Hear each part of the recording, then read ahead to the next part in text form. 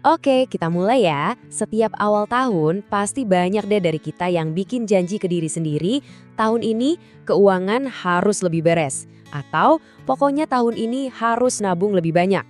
Semangatnya tuh, membara di awal. Tapi anehnya, beberapa bulan kemudian janjinya kayak nguap gitu aja. Kalau kamu ngerasain ini, tenang, kamu nggak sendirian kok. Familiar banget kan sama siklus ini? Januari itu rasanya kita bisa menaklukkan dunia finansial. Tapi begitu masuk Maret, April, rutinitas harian datang lagi, tagihan nongol lagi, dan target yang tadinya penting banget itu pelan-pelan kita lupain. Rasanya kayak lari maraton, tapi napas sudah ngos-ngosan di kilometer pertama. Semangatnya hilang entah kemana. Dan ini nih yang penting banget buat kita sadari bareng-bareng. Masalahnya itu bukan karena kita pemalas atau kurang niat. Sama sekali bukan. Masalahnya justru ada di targetnya.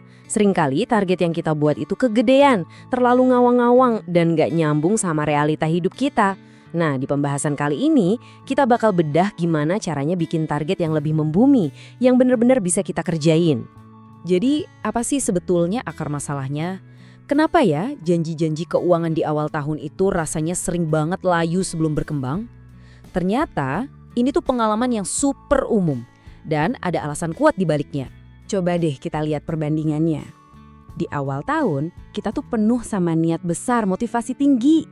Tapi kenyataan harian kan gak pernah cuti. Tagihan ya datang aja tiap bulan. Rutinitas kerja juga tetap bikin capek. Dan pemasukan, ya seringnya segitu-gitu aja.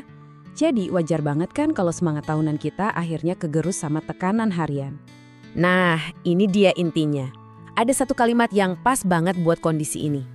Hidup harian sering mengalahkan niat tahunan. Bener banget kan? Kalau target kita cuma sebatas angan-angan, ya dia bakal cepat banget tenggelam sama kesibukan kita sehari-hari.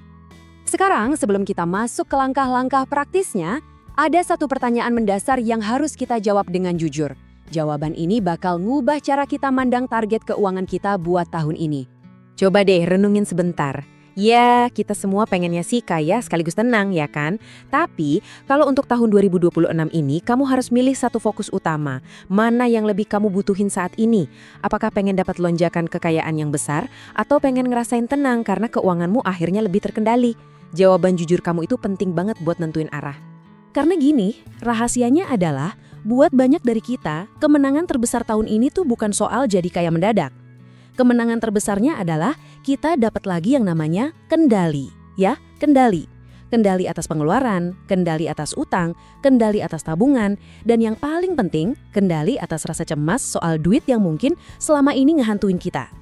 Oke, setelah kita benerin mindset kita, sekarang waktunya kita masuk ke bagian aksinya. Ada 3 langkah yang sebenarnya simple, tapi efeknya luar biasa buat ngubah angan-angan jadi rencana yang nyata. Yuk kita bedah satu-satu. 3 langkah ini adalah fondasinya. Pertama, kita harus berani jujur sama diri sendiri, lihat kondisi kita apa adanya, nggak usah ditutup-tutupin. Kedua, kita harus pintar milih, fokus ke hal yang paling penting aja sekarang. Dan ketiga, kita ubah slogan-slogan di kepala kita jadi sesuatu yang jelas dan bisa diukur. Langkah pertama ini intinya adalah berani jujur.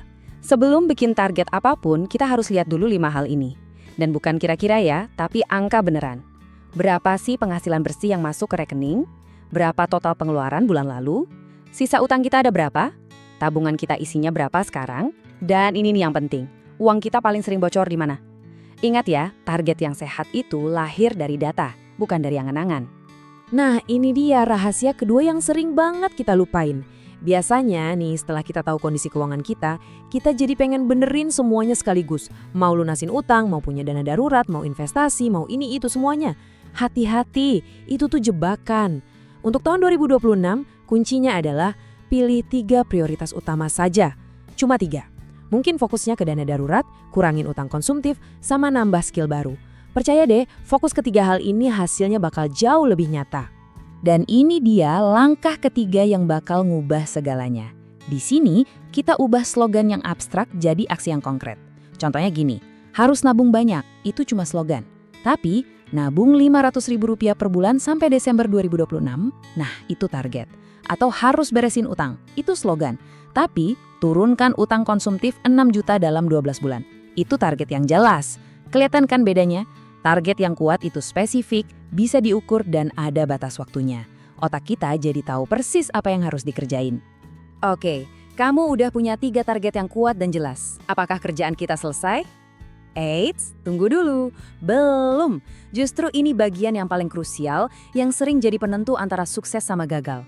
Target sehebat apapun bakal percuma kalau nggak didukung sama sistem. Apaan tuh sistem? Yuk kita lihat. Sistem itu kayak mesin otomatis yang bikin targetmu jalan terus, bahkan pas kamu lagi nggak mood atau lagi males banget. Contohnya gampang kok, atur auto transfer ke rekening tabungan pas tanggal gajian. Jadwalin 15 menit aja setiap hari Minggu buat lihat-lihat keuangan, bikin tracker visual yang bisa ditempel di dinding. Sistem-sistem kecil dan mungkin ngebosenin, inilah yang sebenarnya jadi pahlawan kita. Coba deh ingat baik-baik kalimat ini. Target tanpa sistem itu sama aja dengan niat yang sedang menunggu untuk hilang. Semangat itu kan kayak cuaca, bisa naik turun, tapi sistem yang bagus bakal jalan terus, mau lagi semangat atau enggak. Jadi, yuk bantu target kita dengan ngebangun sistem-sistem kecil di sekitarnya. Sekarang kita sampai di pesan utamanya. Ini tentang gimana kita mendefinisikan ulang apa itu sukses secara finansial buat tahun depan. Mungkin ya, 2026 itu bukan tahun di mana kita tiba-tiba jadi kaya raya. Mungkin juga bukan tahun di mana semua masalah keuangan kita langsung beres. Tapi, 2026 bisa banget jadi tahun di mana kita akhirnya berhenti ngerasa tersesat secara finansial. Tahun di mana kita akhirnya megang setir lagi. Dan percaya deh, itu adalah sebuah kemenangan yang luar biasa besar. Jadi, yuk kita rangkum sebentar. Cuma ada 4 langkah sederhana. 1. Hadapi kenyataan. Lihat kondisi keuanganmu apa adanya. 2. Jangan maruk, pilih 3 prioritas utama aja. 3. Ubah jadi target yang spesifik dan terukur. Dan 4, yang paling penting, bangun sistem-sistem kecil supaya targetmu itu beneran jalan, bukan cuma jadi niat doang. Nah, sebelum kita selesai, saya mau kamu coba jawab pertanyaan ini buat diri kamu sendiri. Kalau untuk tahun 2026 ini, kamu cuma boleh punya 3 target finansial utama, kira-kira apa aja 3 target itu? Coba deh, tulis sekarang juga. Soalnya, target yang ditulis dengan jujur itu punya kekuatan. Dia jauh lebih mungkin jadi kenyataan daripada yang cuma dipikirin sambil lalu. Tahun ini bisa jadi titik balikmu, bukan wacana lagi.